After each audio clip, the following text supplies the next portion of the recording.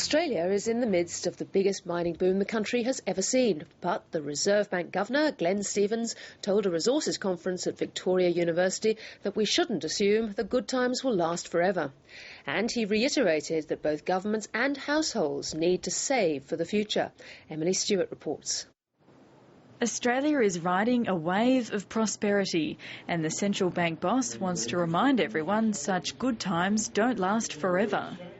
At the risk of sounding like a broken record, the rise in Australia's terms of trade over the past 5 years is the biggest such event in a very long time. It reflects very powerful forces in the global economy to which our country is more favourably exposed than most others. In reviewing past booms, Glenn Stevens said high terms of trade were fairly short-lived and were usually followed by a return to trend or below.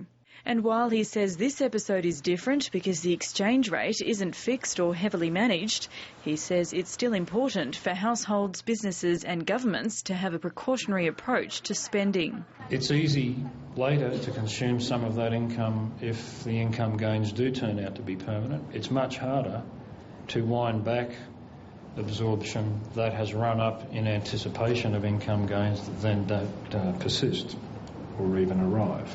He suggests one option is a stabilisation fund where money is saved now to be used when the cycle comes down.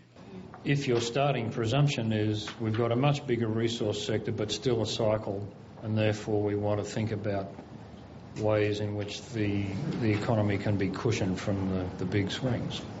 If you don't think that, then there's no case for stabilisation policy fund at all.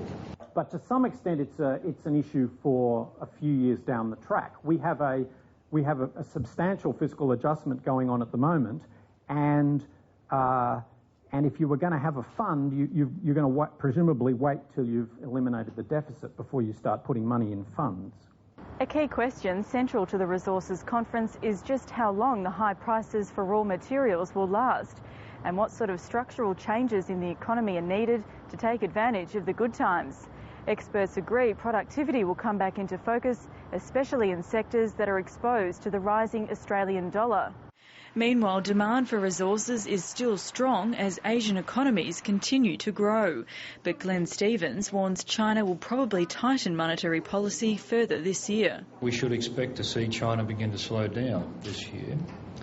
And of course, we all have a big stake in them managing that process as smoothly as possible.